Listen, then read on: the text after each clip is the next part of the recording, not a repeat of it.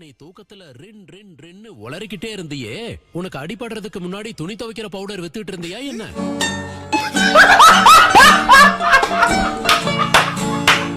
சில சமயம் நீ முட்டாள் முட்டாள் முட்டாள்னு சொல்லிட்டு இருந்த, அதுவும் முட்டாள் ககாஷின்னு சொன்ன. அடிக்கடி இவன் இப்படிதான் எதையாவது உளறிக்கிட்டே இருப்பான். முட்டாள் ககாஷினா என்ன தெரியல, பேசாம அவன்கிட்டயே கேட்டு பார்க்கலாம்.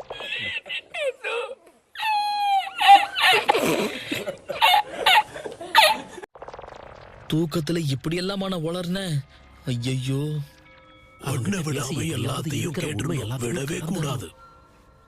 தம்பி, எங்களுக்கு ஒரு சந்தேகம் இருக்கு, கேக்கட்டுமா? கேளியா.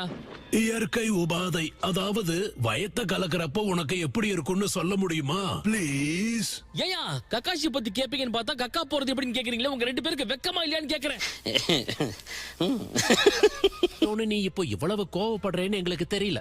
அந்த ரின்ன பத்தியும் கக்காஷிய பத்தியும் நாங்க அப்புறமா கேட்டு தெரிஞ்சுக்கிறோம். முக்கியமா இந்த சுருள் மண்டை இருக்கானே, இவனுக்கெல்லாம் கக்கா போக வழியே கிடையாது. இருந்தாலும் ஆர்வத்தை பத்தியா உன்கிட்ட சொல்ல முடியாதுடா.